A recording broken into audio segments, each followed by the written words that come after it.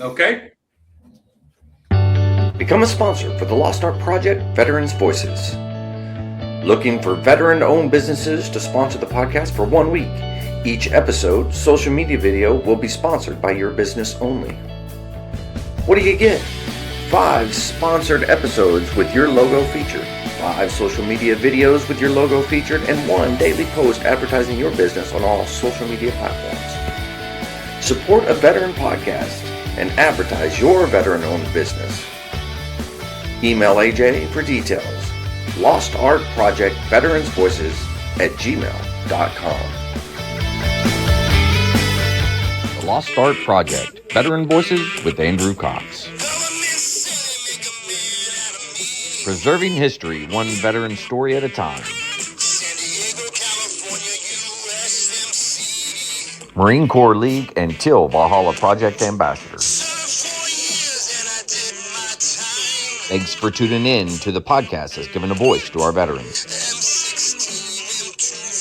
The Lost Art Project, Veteran Voices with Andrew Cox. Hello, my friends, and welcome back to the Lost Art Project, Veterans Voices. I'm your host, AJ Cox, and today, we're having a fireside chat with the crew and our special guest, Jim Ulinski. I just got a text message, and I couldn't see what it was. But I hope you guys are doing well. And there's a couple ways you can help support us. You can go to that website, thelostart.podbean.com. You can go in there. You can click on that merchandise tab. You can go get you some awesome gear. Look, I'm wearing the Bearded Veteran Brotherhood. Oh, it's over this side. Bearded Veteran Brotherhood. And I got a hat that says it too. But I also have a hat that says Jarhead Jabber. That's right. That's the Marine Corps League's podcast that we host. But anyways, go in there and get you some cool gear. There is some cool stuff in there. Or you could become advertise here and help support us that way. Just like it says, shoot me an email and we can work something out. A big shout out to the Till Valhalla Project out there doing amazing things. If you don't know anything about them, even if you do know something about them, go check them out. It's a great organization doing wonderful things. You can always find them at tillvalhallaproject.com.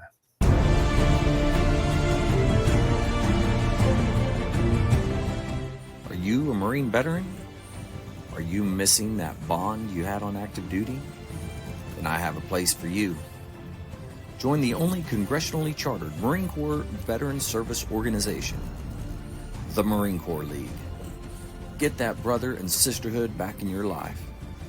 Become one of the fewer, the prouder, a Marine Corps League member.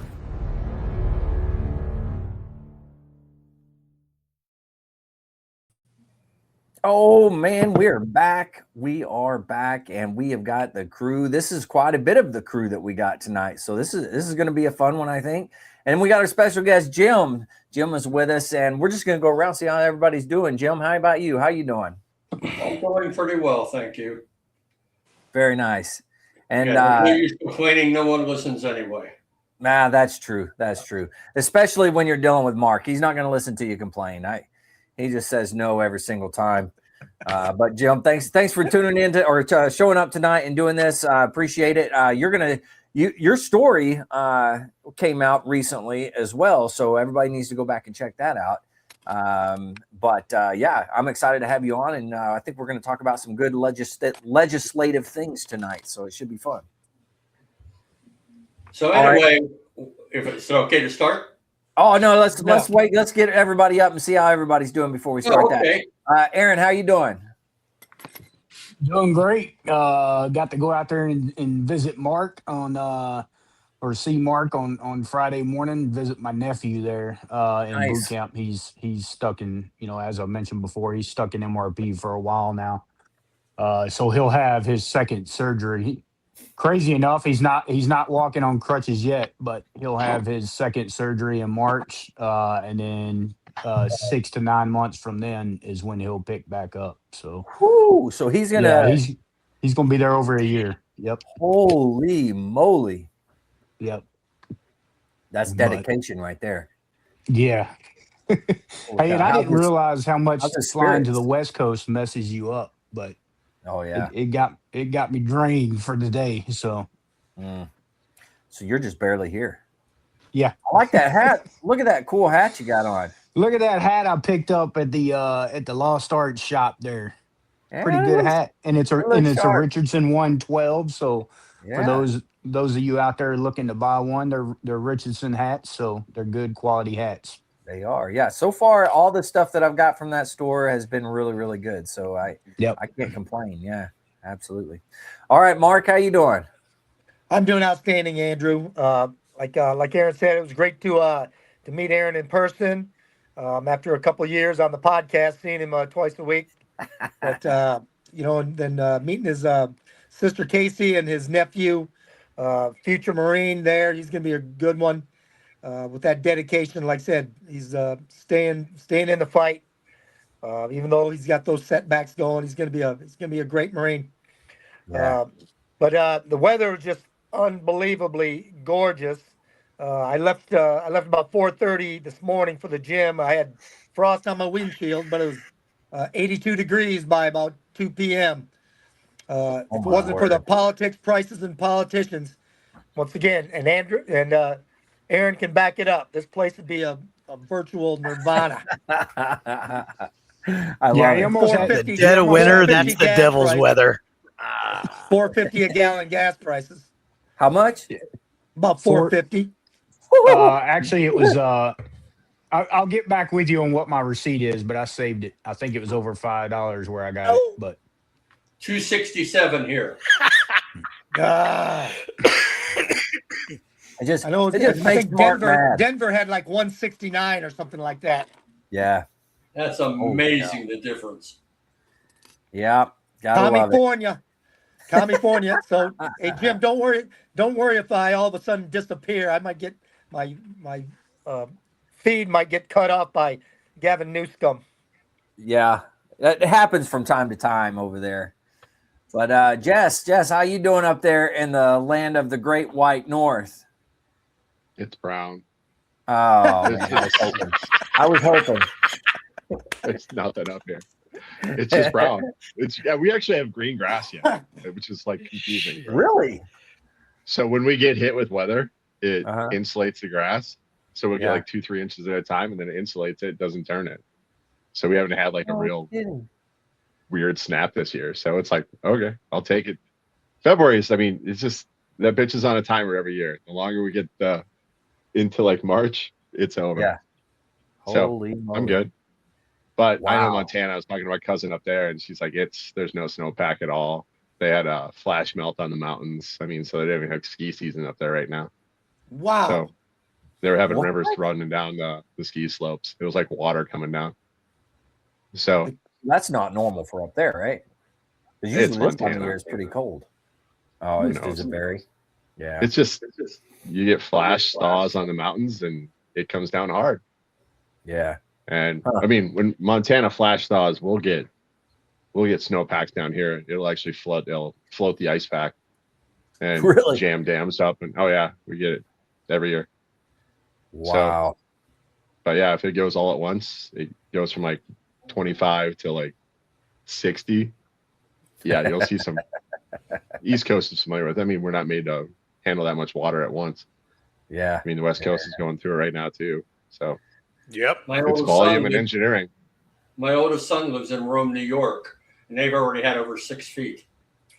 Wow. That's Rome though. You get that weird tut hill like south of the pack, and you get snow effect or lake effect, and north of the pack it's like that weird little hill in between Rome and Watertown, and yeah, but I mean that's lake effect, so you get weird. But I mean it's winter. Let it kick. My kid's in a new semester, so she's a junior. She knocked out college algebra. I'm like, okay, let's rock this. So now she's taking fashion design. I'm like, all right, pay off. But she's got American history in the summer, so 2 semesters and a summer of American history. So we're gonna have some fun Holy over the American Revolution season. So yeah, she's about to get like really pissed off at me because we're gonna have all sorts of stories. cow. Oh no, she's gonna love it. She's gonna love it. I'm stacking books right now of all the primary sources she's gonna have to read, like Oh, Locke man.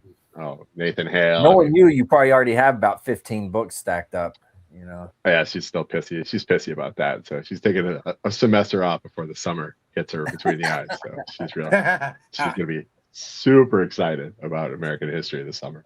Yeah, I bet Yeah. she is. That's good. Not at all. Well, Bone, we heard about Jess and him hazing his daughter with reading, but how are you doing out there? Surviving, man. We're all living through this wet, hot winter, which I think Chris Farley would describe as El Nino, which is Spanish for the Nino. And as we all get just piss wet and miserable, it's the floods are down. I survived whatever mix of the flu and AIDS is going around here. So I'm good. And really just glad to be back and talking with you all. And by the way, my Seahawks didn't play this weekend because we're the first seed in the NFC. So I'll see you clowns in the Super Bowl. And other than that, noted. Yeah, you can shut your lips. You can just shut your lips. Wow. Right now, you can just Gauntlet. close your lips. Gauntlet. G's up, hose down. Across the face. Thrown on the ground. You're welcome Who's for the gonna quarterback, pick it up? by the way. You're welcome. Yeah, You're thanks. welcome. Big Red can be my quarterback any day. Jesus.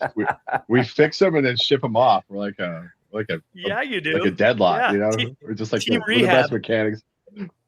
Indianapolis was going to. Indiana had a great quarterback this year too, but we shipped him off from us as well. I You mean, also we fixed had him one and of the sent him out. greatest running backs that could have been an all-time two of them, because you have Dalvin Cook right after you had Adrian Peterson. You guys get Best SEC foreign running backs, team run them in till the the wheels fall NFL. off, never get Yeah. anywhere, and like I don't. it Adrian just- Peterson. oh, I mean, we can go I'm down sorry. the line here, man. Oh, I know. I feel for you. I feel for you. draft quarterbacks. Well, before we get too far into football, we don't want to hurt Vic's feelings down there because, OU didn't do so great this year. But, hey, Vic, how you doing? Life is good. I can't complain.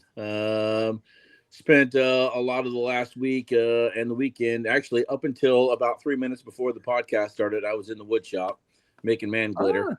I'm tired of some of these projects being on my workbench, so I need to get them done because I'm now in a position. Me and my high school rock band have solidified our set list for our concert in April, our spring concert. So I have a lot of arranging to do.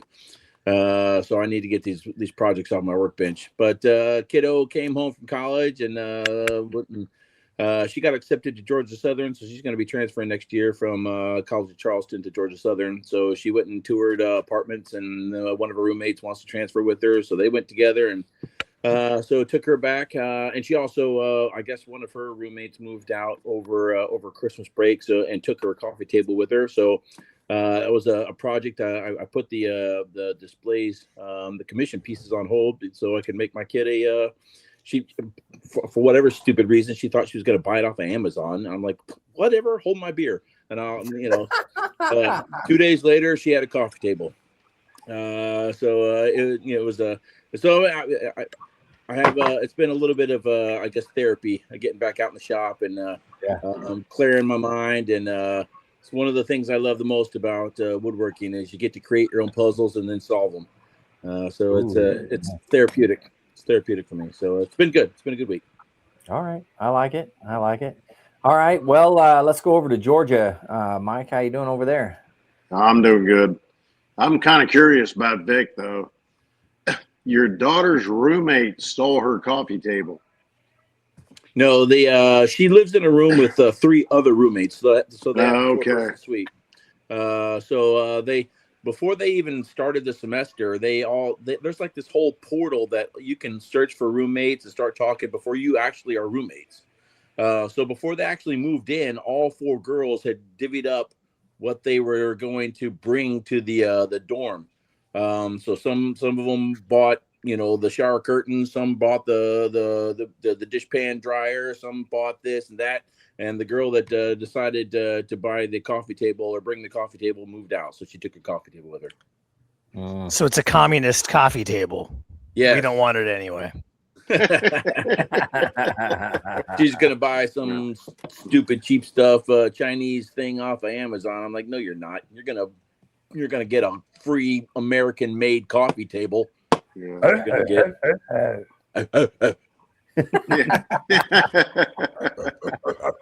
Damn right. I love it. I love it. Well, shoot. Other than that, I'm doing good, Andrew. I'm good. I'm doing good. All Got my right. Christmas tree down today. Ooh. It was a challenge, but I got it down. Man, I Yeah. got it completely undecorated. Well, you I had had it bolted. the 20-foot. I had it tree or bolted to something. the wall. Yeah, I had it bolted to the wall.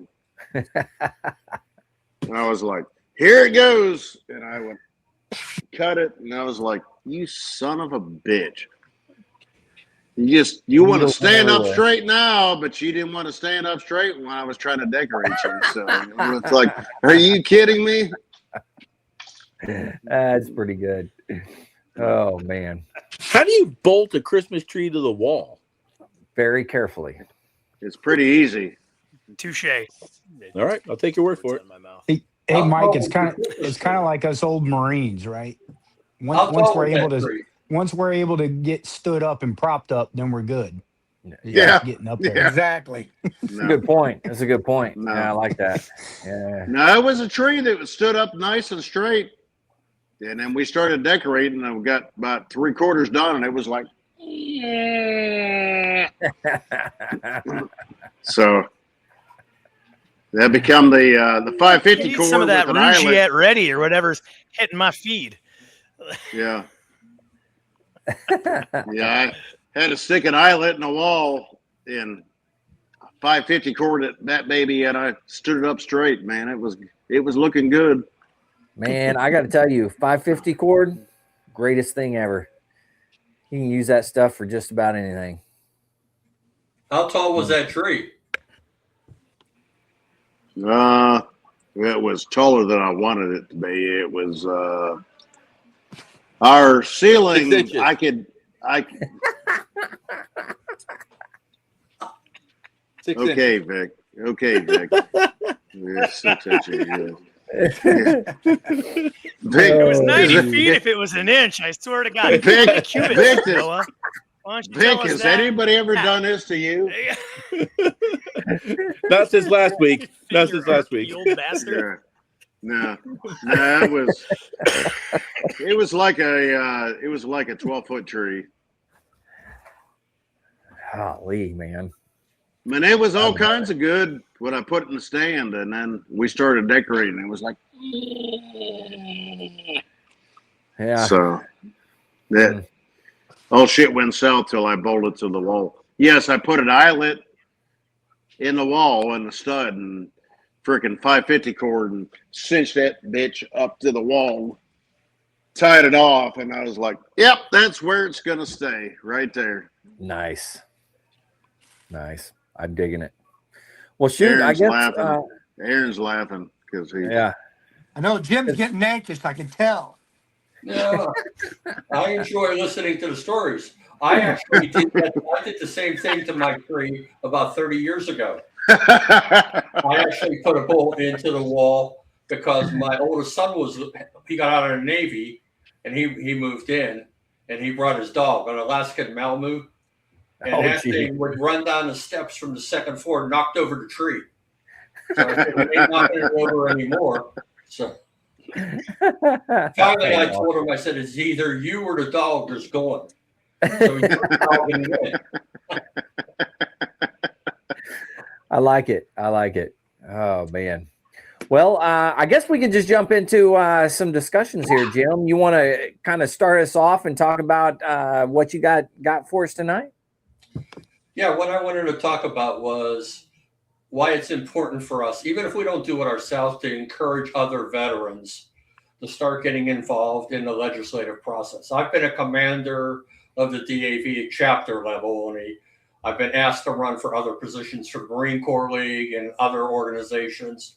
Mm-hmm. In 2022, I resigned my position as a commander and decided to focus on the legislation. So every month, except for December, since 2022, I put out a monthly bulletin to about, right now it's about 3,000 veterans, senators, members of the House, and that's in about 8 states right now. And I put my January edition was 19 pages. So everyone's BCC'd, and I put out information that can help veterans, whether you're retired, whether you're disabled, and then I put out legislative issues that we need to be aware of and we need to support. Because unfortunately, I've gone to Washington to plead with senators and members of the House about various legislative issues. And typically what happens is you have to get a hold of the senator or the member of the House who actually wrote the bill and their state. And typically they don't want to hear from you. For example, about 5 years ago, they were going to remove what's called a 10-year rule. And a 10-year rule is for those of us who are 100% disabled, from the time you become 100% disabled, you have to live 10 years from that date in order for your spouse to get dependent indemnity compensation, DIC, which right now is about $1,650. Now, my wife has supported me. I married her. I met her through a letter in Vietnam, came home, almost killed her 3 months later. I almost cut her throat, and she stayed with me. So I figure, you know what? I owe her a great deal because most women would have cut out at that point in time. A little context on that. She woke you up out of She went sleep. to wake me up. Yeah. And I flipped her over and I pulled my K-bar out and I was going to cut her throat. Yeah, thanks. So, my smile initially and then my shock was because of that. So yeah, I mean, that makes sense though. So anyway, she stuck with me. She loves me and everything else, despite my PTSD and my medical issues and everything else. So if I die, and it's not as directly or indirectly as a result of my injuries or my illnesses, which right now are substantial, but she would get nothing. So she would have to live on Social Security, which for her, it's about $2,100 a month. She's not going very far with that. That additional $1,600 a month would make a big deal. Now, on May 24th, my 10 years is up as far as my role. I could literally on the 25th of May step out in front of a bus, get run over by a bus, and they would pay her the compensation every month from then on. And so they were going to remove it. The Department of Budget, as I was saying before we started, the Department of Budget proposes to Congress every year what they think the budget should look like for all the different groups, for veterans, for example, and they make recommendations. They're only recommendations, but Congress can pass them or not. And about 5 years ago, they wanted to eliminate the 10-year rule. About 250,000 of us contacted Washington, D.C. under the 24, they have a 24/7 hotline. And we bombarded the airwaves with our complaints. They rescinded that. But had we not fought for that, who knows? So, and the same issues happen in.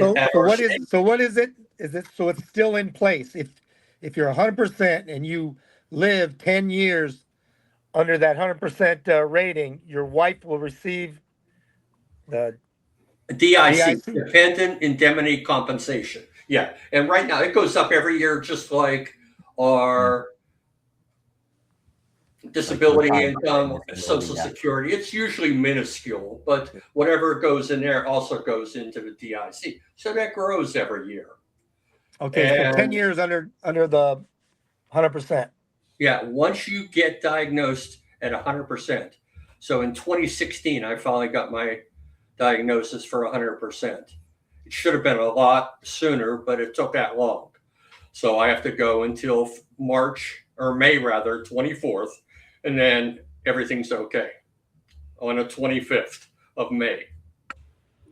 So a lot of people don't know that. When I went to Washington, D.C., I didn't know that. At one of our conferences for the DAV, I met with a group from West Virginia, about 23 veterans from West Virginia, and I was talking about the 10-year rule. They had no clue. And I said, how are we going to get these bills passed if we don't have people in a lot of these states that don't even know what legislation is out there? Right. And the same thing at our state level. Here, let me give you an example in Pennsylvania. This is some food for thought. Now, this doesn't always apply to all of you in your various states, but it's something you may want to look at. We need to communicate with one another, and that's why what I do through my bulletin. And here's one, for example. Right now, I don't pay real estate tax or anything else. Every 5 years, it's 100% total and permanent disabled veteran. I don't pay what comes to about $5,000 or $6,000 of taxes. I just met with my veteran VA at Chester County, and I had to renew it every 5 years. All they do is look at what income you have, not your spouse's. The only income that's counted is yours.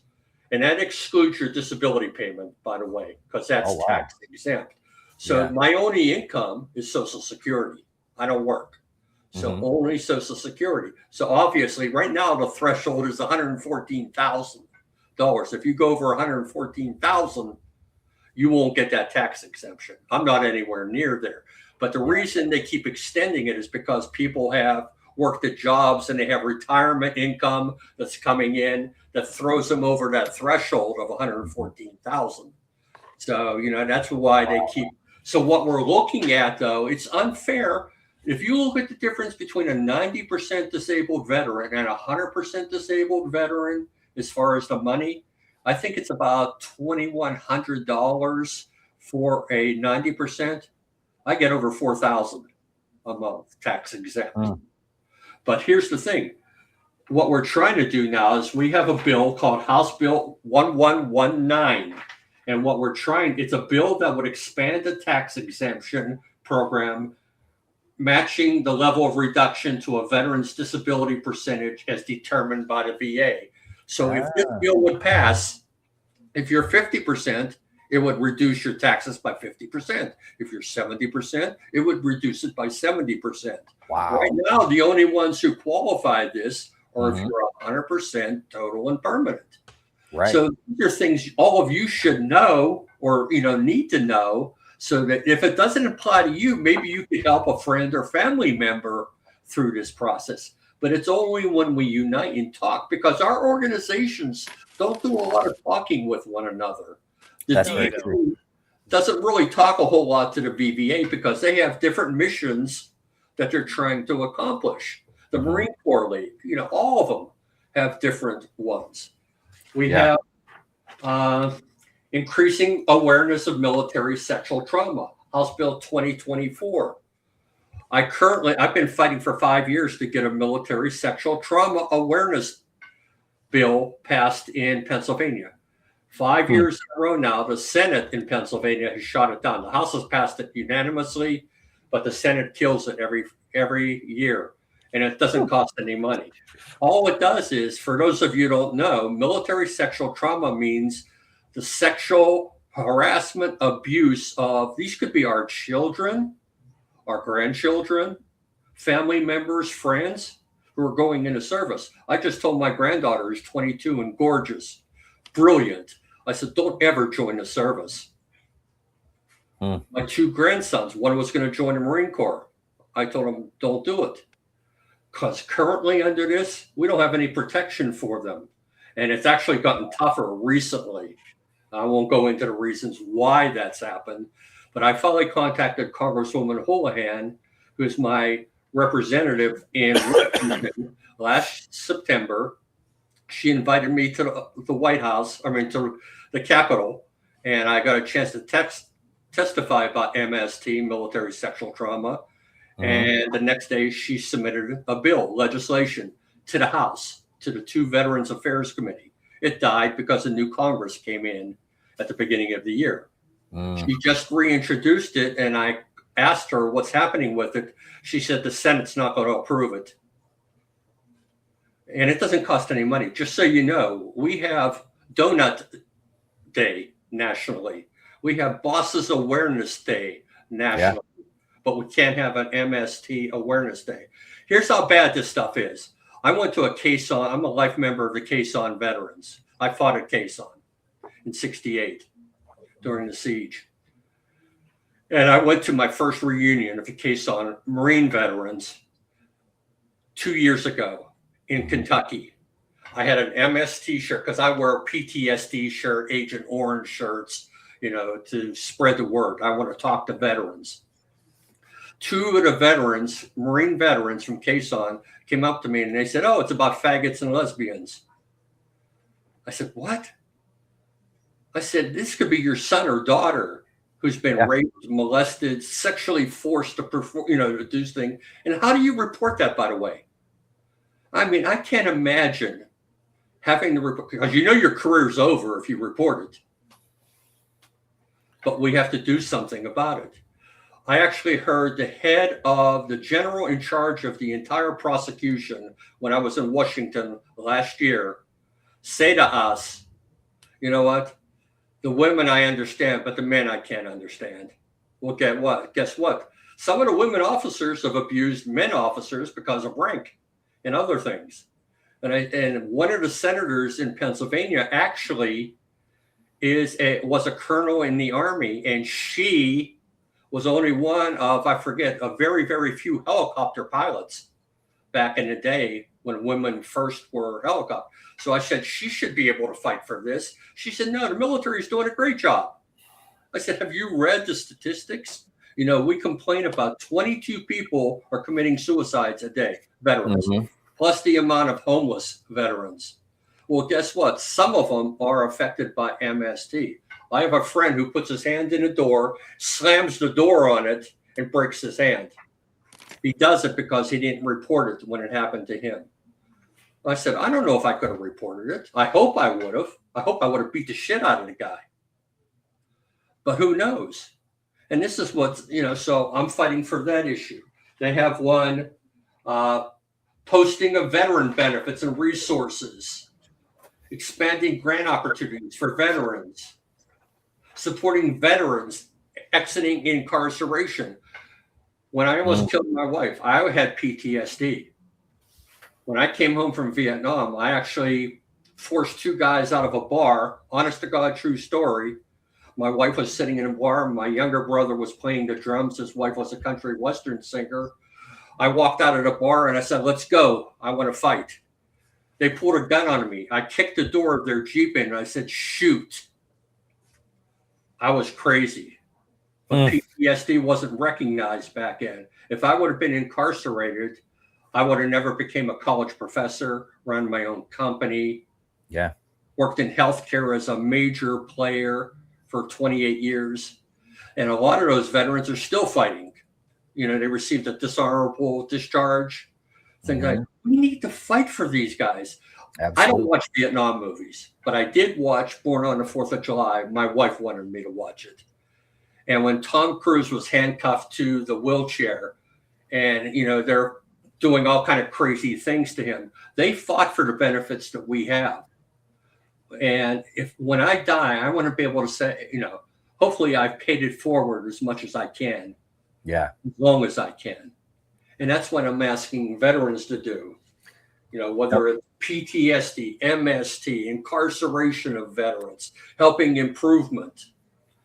So that's the reason why I started. I spend probably about 50 or 60 hours a month writing this bulletin. So that I can get it out there and hopefully keep spreading. I'm hoping to be about 4,500 people by the end of next year. And if people don't like it, then they just say, "You know what? I know what. Don't send me anywhere." I put in things that are happening in Washington. It's not about politics, but everything we do is political. You need to know that. Yeah, that is true. Everything comes back to it eventually. What's this bulletin? Or are you going to put it out there on the podcast? Do you have it still? I do. I'll have to look it up. I'll find it real quick. Okay. It's, for your information, it's Ulinski, ULINSKI 705 at gmail.com. And again, everyone's BCC'd. If you decide, "You know what, I don't like it," then just send me an email and I'll take you off the list. It's no big deal. But what I need, though, is if you do, I want to hear from you in your states. What are you doing that's different than we do? For example, I have a swimming pool. I go to the VA Coatesville. We have the only VA pool in Pennsylvania. They keep the water at 88 to 92 degrees, which is great for my back and my neck. Only pool we have. But why do we have the pool? How many other states have it? Why? Why is there a disparity? And I'll bet you could say different things from the states that are different, right? Yeah. So, comments, questions? So Jim, where in PA you at, Jim? I live near Valley Forge, Pennsylvania, about 26 miles from Philly. Gotcha. Yeah, I was born and raised in Pennsylvania, but I was born in Northwest Pennsylvania. Well, I was born in a town called Aliquippa. My wife's from Yeah, yeah. I know those areas. Now,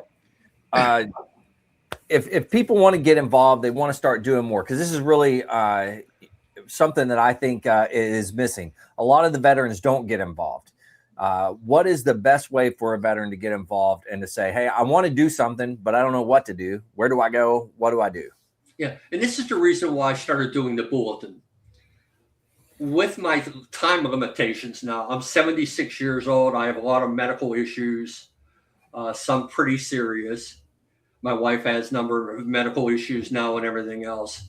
So I have to make sure I use my time wisely. And that's, I try to do one thing for the DAV chapter every year, at least one thing for the Marine Corps League, one for the VVA. But that's all I can do. And what I realized too, I can't blame the younger veterans, the ones who are married or have a spouse, who are working, who are raising children, trying to make a living. I didn't get involved with my military organizations, even though I've been a life member forever, until I was in my 60s. Yeah. And so I understand why, but you can push a button. For example, if you're a member of DAV, they have a group called DAV CAN, Commanders Action Network. If you register, they send you legislation that the DAV is trying to get passed. Oh, wow. All you have to do is push one button and it goes out to your senators and members of the House. You don't have to write any emails. You don't have to write any letters. They have it done for you. You just have to push a button. I can't even get people to push a button. Now that I can blame people for. I don't care how old you are. Yeah. That needs to get pushed out by way more organizations, because I would say I will push that button.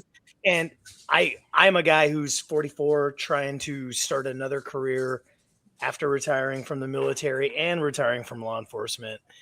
And so, yeah, I'm not 60 yet. I'm not doing what you're doing. And, but like something like that, something that hits my feed, something that hits my, God, even if it doesn't hit my inbox and it hits the junk box, I'll hit it, move it back, push it, is something that should be done, because I mean, I'd be disingenuous if I said I'm going to take up your torch and like run with it right now, man. I can't. I have to finish nursing school. I have to do 20 more years of work. I have to keep serving. I am all I can do is make $100,000 a year doing a bullshit service job, because I can't be scummy and make money any other way. So like, that's what I have to do. And I know you don't know me, Jim, but these guys, that's why he's just laughing, it's like, so, but something like that, where it's like, if you put that before me, I will absolutely, take that mantle, click that button and push it forward. Right. And I think stuff like that's hugely important. I think in the day where we're not just bogged down with, God, I can't even remember the early 2000s nonsense where you would just get like, hit this, pay it forward, do this, good luck, that. It's like, no, it's like, we're kind of past that.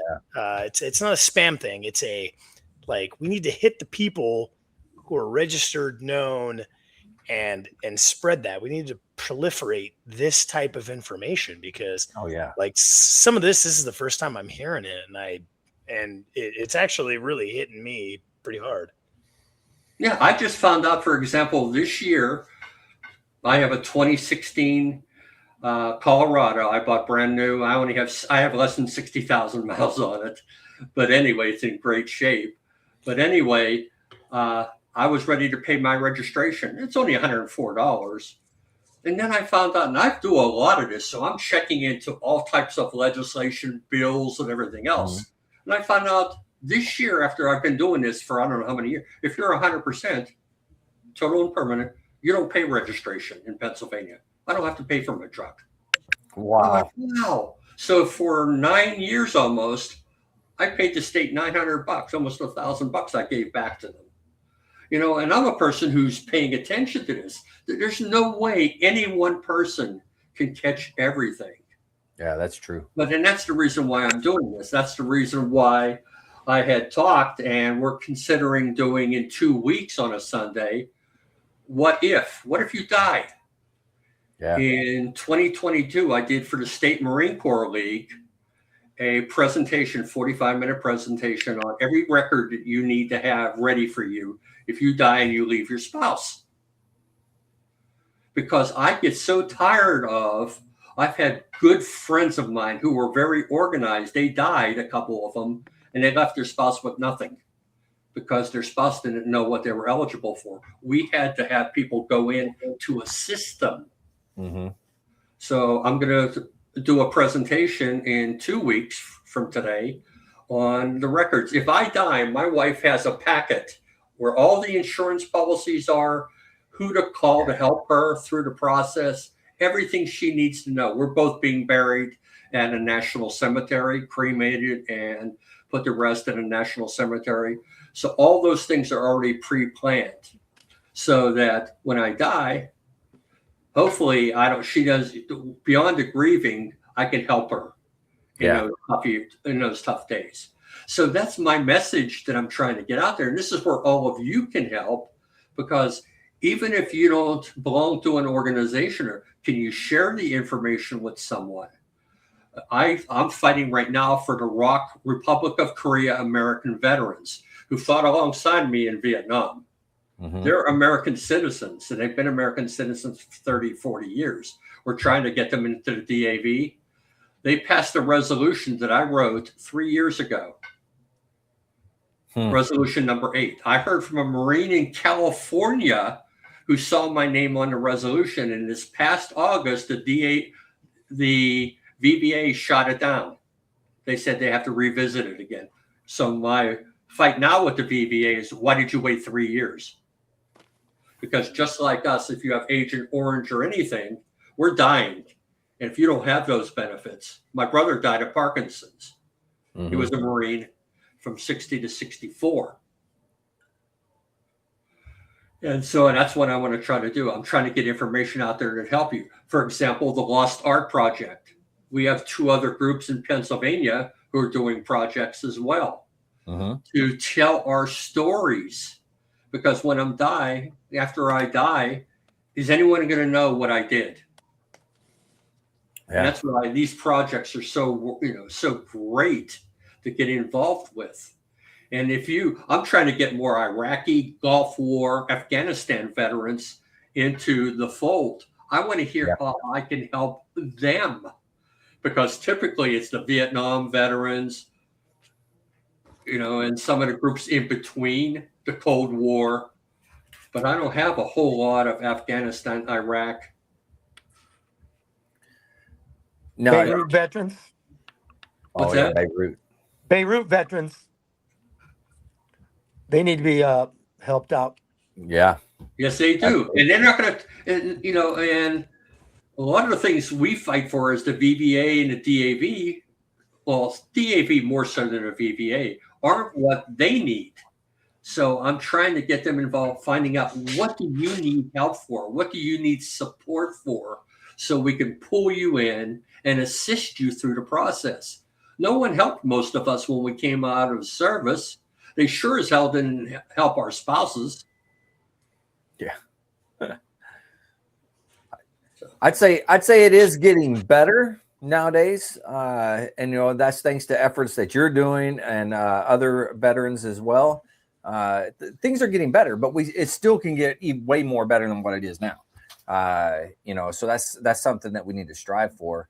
And in communication's the key. Yeah. Sharing the information. I can learn from all of you based on your feedback. Mm-hmm. You know, tell me what is bothering you about,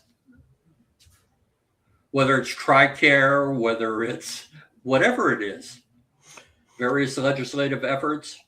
Well, But that's one of the biggest things with just people outside of the medical community, and this is mostly what we're talking about, is these VA disability ratings, and all of this is related to your medical file, your things that have happened, things that you can be service related. And so a huge thing, and this is taught in every nursing school, every junior college, 4-year college, all of this is medical illiteracy. People don't understand it's real fake pig Latin, but it's just bullshit Latin.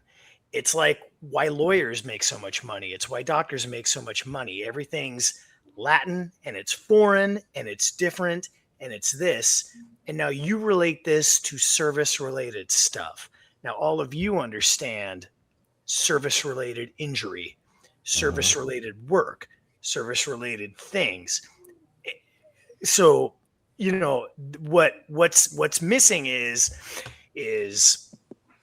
taking away that illiteracy. And it's hard because it is hard. So people just don't get, medicine. And But stuff. it can get worse though too.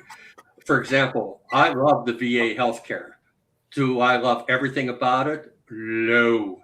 But I'm going to tell you right now, I get 24 meds a month I take. Mm-hmm. That's a hell of a lot of medication. They notify me when the medication's about to expire, when I'm running. I can't keep track of 24 meds. I have morning, dinner, and evening medications that I have to take in the little pill cases all over the place. Yeah. And they send that to me. They're trying to, and again, this is where we have to pay attention.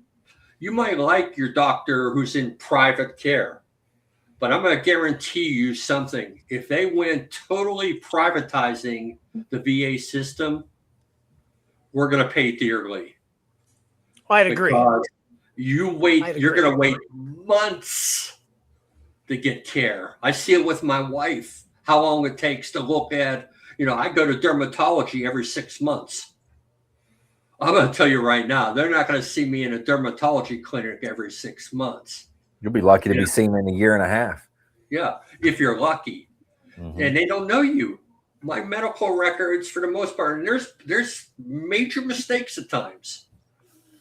But at least they know. When I walk into the VA hospital, they know who I am. Yeah. When I was farmed out a couple times, and in both cases, my condition got worse as a result of what they did, as opposed to when I went back to the VA. And I insisted I didn't want farmed out. I wanted VA care, and I got it. Wow. So, these are just issues we have to pay attention to, because if we don't, they're going to pass right by us and we're going to miss it. Yeah, very true. Very true. Wow. Man, that's a pretty deep topic. I appreciate you for bringing it on. That's awesome. Any questions or any? If you send me an email at that address, I'll send you out January's edition. Again, you're always BCC'd. By the way, I do that manually. I'm not phenomenal on computers. I know how to do certain things. You need to get the AI. You need to get our AI overlord to do it for you, bro. It takes me 4 hours. Andrew, he's friends with him. He'll get the robot to do it. Hey, ChatGPT is a wonderful program. So. Yeah, you know what? I'm one of those people. We have 2 remotes. My wife has to help me with the remotes. You know what's funny is I can do ChatGPT, but I have a hard time with my remotes as well. I don't know what the deal is with remotes, but why they're so technical, Oh, Linda, what I the hell? couldn't run mine, so I just got rid of my TVs. Why did the voice go out? Fix it for me. Hey, I'm here to tell you, gentlemen, right now, everything in the military is going to AI. Really? Yeah. Yep. And what's a shame is, what about the homeless veterans? What about the people in Yeah, they don't. my Yeah. generation of veterans that weren't born and raised with technology? All my grandkids, when they were children, knew far more than I did. Mm-hmm. You know, I know how to hold, but they don't know what a 7-digit telephone was with a rotary dial. They don't even know what a radio was. 8-track. You know, so those are the things many of us were born with. Now, you know, it's far beyond that. Mark was around when they transitioned from the big recorders. You know, what do you call them? The vinyls, and then they transferred it to the 8-track. That's when 8-track, yeah. The something 8-track, the phone. cassette. It wasn't. Funny story. When I you went had to call into the request line and then tape the song. Oh, I had reel-to-reel tape because I took Russian in high school because I figured that's who we're going to be fighting, Russians. So I took 2 years of Russian. Still are, by the way. I took the wrong language. Oh, but anyway, fuck Russia. When I went to Vietnam, my brother sold my reel-to-reel.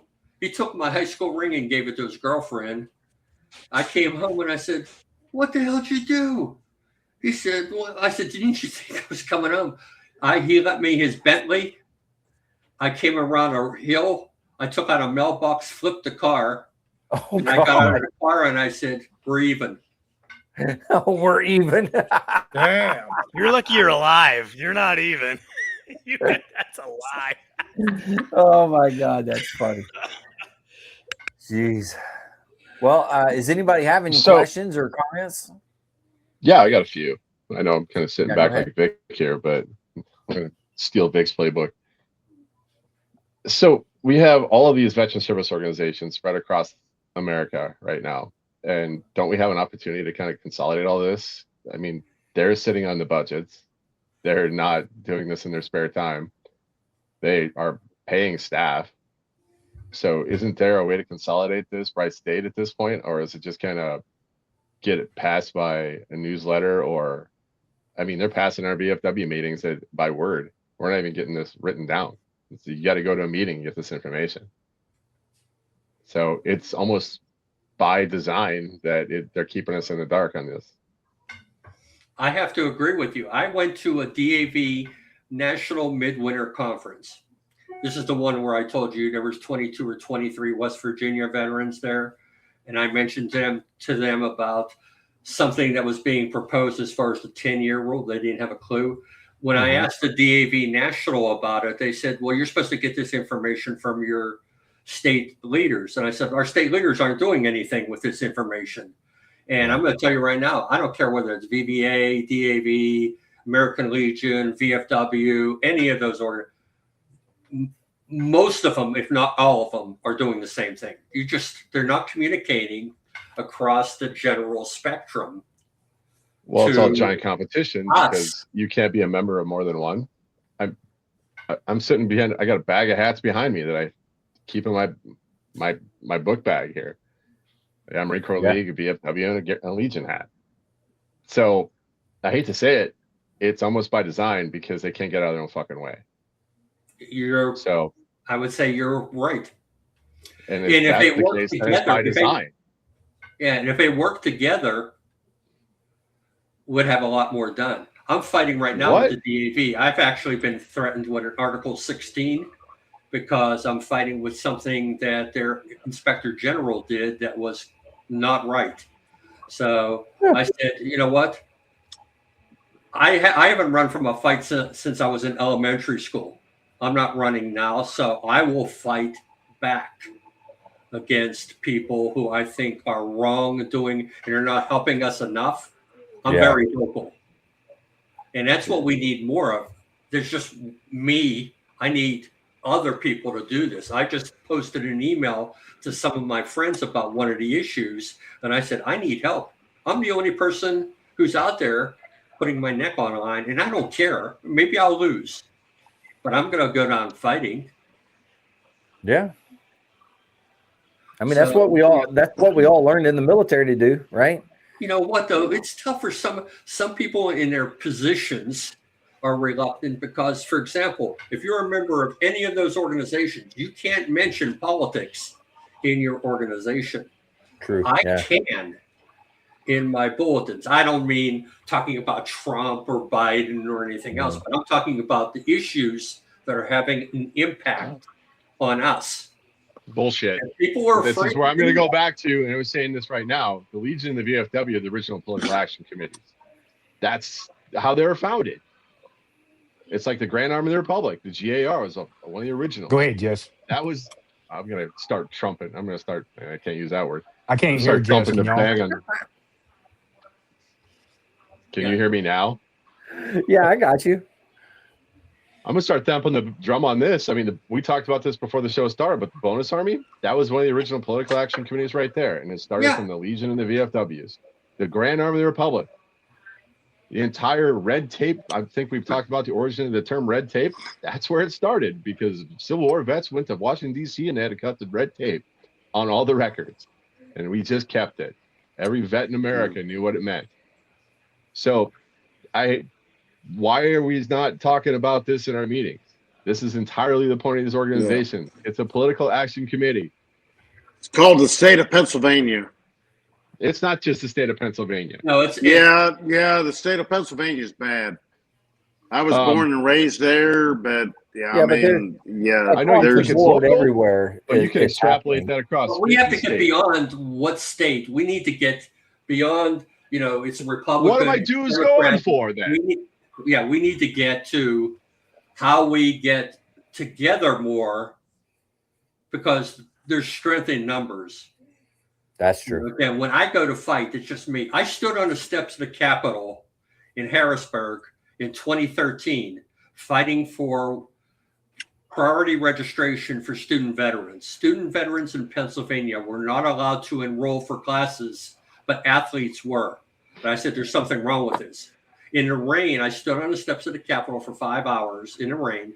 2 of the guards came out and threatened to throw me off the steps. I said, if you do, I'm calling Ann Shannon from Channel 8. She's going to watch you throw me off the steps. A security vehicle pulls up, blue light flashing. He runs out. He said, Marine. I said, yes. He got in his Jeep, left. Half hour later, they invited me into the Capitol. The next month, we got priority registration for veterans in Pennsylvania. Well, I hate to say it, but they had no idea what to do in the state of South Dakota. We had to set up our own organization to basically go through because they could not figure out how we could basically just roll in classes. I paid the first semester out of pocket because that's how it worked. But there's ways to, again, here we became the 5th state in the union. I tried to get national legislation, but it kept getting killed every year. But there's 5 states at least out there that do allow priority registration for veterans. So it doesn't cost any money. The registrar does the same job. So well, when I come with NIL money, that's why. Pennsylvania is also the state that used to threaten. I mean, they had a whole handbook on how to deal with us as student veterans. So that got leaked out to us too. We were aggressive and we like to talk in class, and that scared professors. So that got leaked out to us as student veterans, by the way. But I'm saying this now, we got all these organizations we're paying a shit ton of dues every year. They keep raising their rates on us all the time. So where's this money going to? Can't we figure out a national site that just points to it and said, here's all the stuff? But this is where we can help the people. Maybe it didn't help us, but can it help the people who are coming after us? Now, how do we get that to happen though? How do we go to all these different veteran service organizations and say, look, there needs to be a one-stop shop. If hey, this is where you can find all the information about all the legislation and everything that's going on. I don't know if we could ever do that. I don't know if you can get a one-stop stop for all the legislation. But there's so much of it. All right, let's run the numbers on this. Even at the state, you start running the numbers on this. What's that? These organizations are not going to exist in 15 years because they're going to time out. What it's going to look like in 15 years, we're not going to recognize the Veteran Service Organization structure because they're falling away. The numbers aren't there to support all of these organizations because there's not as many vets and they're not joining it. And we talk about it all the time, but we're not doing shit about it. The zero sum mentality. But well, we yeah. can. You Cool. can. I can. We could. Maybe we're just scratching. Maybe we're bouncing our head off the wall. But you know what? I don't mind bouncing my head off the wall. Well, if that's what it hate takes. to say it, but Because we every can't once in a affect the while, I get a national bone level. thrown, and we get a victory. So there's a saying. It goes, "Be ashamed to die unless you've done at least one good thing for all humankind." I can't do that for all humankind, but can I help 1 or 2 or 10 or 20 or 30 other people? Then that's okay. And I just swore for the going down this MST mentality issue. I issue. said, I'll fight this until my brain dies or my body dies. I will keep fighting for that issue and other issues. Yeah. What were you saying, Jess? It's a mentality issue. I think they're in love with their titles and they don't want to give them up and they're afraid of losing them. They're making $500,000, some of them. $500,000. They're not making $500,000 at the post and the department levels, at the state levels. They're not making jack shit. This is national. Cool. Well, that's true. Where do you think the money comes from? It ain't coming from national. It's coming from the departments. It's coming from the states. It's coming from the posts and the detachments. Yep. But I guess they're more worried about uniform requirements than they are about doing the thing that's supposed to help us all. Just pieces of flair. Every time I turn around, it's a new uniform reg. If you get my January edition, you'll see the scathing email I sent to Ed Hartman from the DAV National. And mysteriously, by the way, he's on extended leave because I already told him what would be in the January issue. He responded. I responded back to him, and I said, if you want to come for me. But it'll be ugly. Well, there's a vet out there, and she's doing research projects called Elizabeth Hartman. You don't know who she is? Check her out. It's a he. No, Elizabeth Hartman is digging Ed into Hartman, finance. Elizabeth Hartman. She's a Marine vet out of Virginia, and she's digging into finances for all the organizations, and some of them are nasty. Really? Yes. You start talking about there's all sorts of cease and desist letters getting thrown her way. She's digging in. She's doing investigative reporting on our side for us. And the Legion's not coming out great. Our travel budgets, our finances, they're not good. So if you want to do some reading, I'd recommend her. But you know what? Do me a favor. Send me her name and email or telephone number.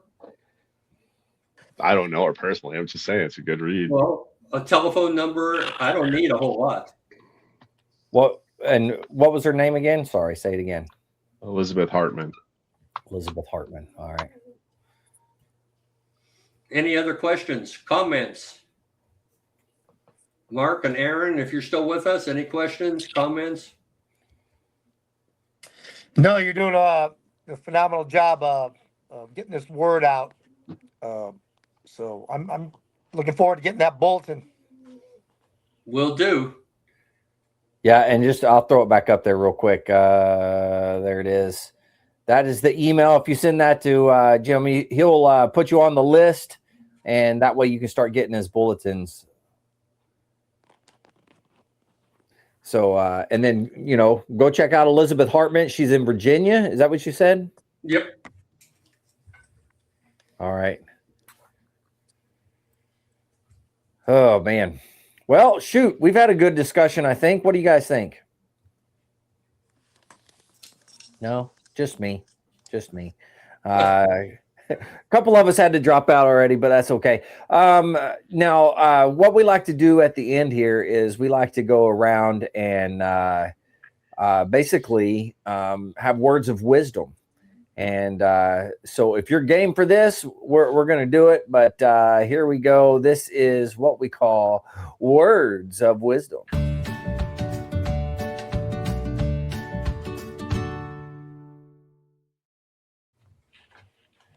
All right. We got words of wisdom here. We'll start. You know what? We're going to start, Jess. Jess, you're not going to give us words of wisdom. You're going to start giving us the books. I almost said book report. That's not what I was going for. But you're going to tell us about an awesome book. So go ahead. Masters of the Air. It's a show on Apple, but the book is a little bit longer than the series. And it's by Donald Miller. It's about the 8th Air Force over Europa. And if you've not seen the show on Apple, I'd highly recommend it. But this delves into all of establishing air dominance over Europe in World War II and Very the crazy nice. routes they had to fly to get there. And just the sheer logistics of moving air forces that was just a concept before World War II into reality. Yeah. And a lot of what the 8th Air Force and the Masters of the Air, they moved that to Pacific, and you started seeing the same tactics under Kurt LeMay. So if you get a chance, it's a very deep read. It's a better audiobook, I have a feeling, but I like to read the books and the photos and just the amount of math that went into dropping the tonnage of ordnance over Europe, especially in precision bombing and the losses they took. And this is a hard thing for me to say as an old Marine, but they took heavier casualties than the Marine Corps did in World War II. And that Really? was something, yes. Wow. Okay. So if you get a chance, America's Bomber Boys Who Fought the Air War Against Nazi Germany. And it's a great show on Apple. They kind of hit the nail on the head when it came how fast and some of the things they ran into. And just how many of them ended up in POW pens, especially toward the end of the war. But wow, it's an amazing read, and it's an amazing series. If you get a chance, you've seen the Pacific, Band of Brothers, Masters of the Air is the third one, and then Greyhound, if you really want to get into it, it's the naval version, so all 4 service branches are covered. Nice. Masters of the Air. Very cool. I like it. Thank you. I like it a lot. All right, we'll jump over to Vic. Vic, what do you got for us, man? The day is not measured by the harvest you reap, but the seed you plant. Ooh, that was good. That was real good. I think Jim there has planted a lot of seeds today, at least in our crew, anyways. So thank you for spreading the word, Jim. I appreciate what you're doing. Absolutely. Now we'll jump over to Jim. Jim, you got any words of wisdom for us on the way out here? Something very simple. One person can make a difference. Very true. Very, very true. And Mike dropped out. I don't know what happened with Mike. He probably hit the wrong button. But that leaves us. Dang it, Mark. I failed you yet again, and I continue to do this. I apologize. I'm going to pull my head out of my ass someday. We'll see when. I don't know. Give me another 10 years. Okay, Mark. This is retired Sergeant Major Mark O'Loughlin and his words of wisdom. I'm gonna have to go back to one I just probably used just a month or so ago, but with everybody, with Jim's mission out there that he's putting forth, like he said, he's fighting the fight, whether he's getting pushback and threats or whatever thing by that.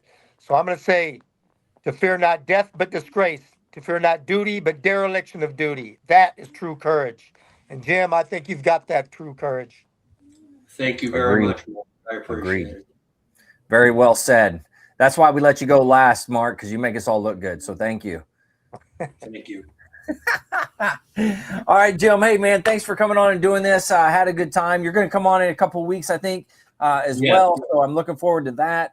And then, of course, in 2 weeks. And then, of course, Jess, Vic, Mark, you guys are awesome. And even the guys that had to take off, they're okay too, I suppose. But I've had a good time. Hopefully you guys had a good time. And we're going to close this one out the same way that we always do. If you're a veteran out there and you're struggling, you need some help, don't forget the VA has some good resources. You can always dial 988, press option 1. You can always text 838-255 or go to veteranscrisisline.net and click on that chat icon. Any of those options will put you in contact with somebody that can help you out. But remember, one veteran life lost is one too many. I care about you. Jim cares about you. The whole crew cares about you. So please reach out for help. And if you're out there, you're not struggling, reach out to the buddies you served with. Ask them how they're doing. If they need that helping hand, please give it to them. All right, everyone. Thank you very much. Much appreciated. To everybody out there, stay motivated. Change your socks.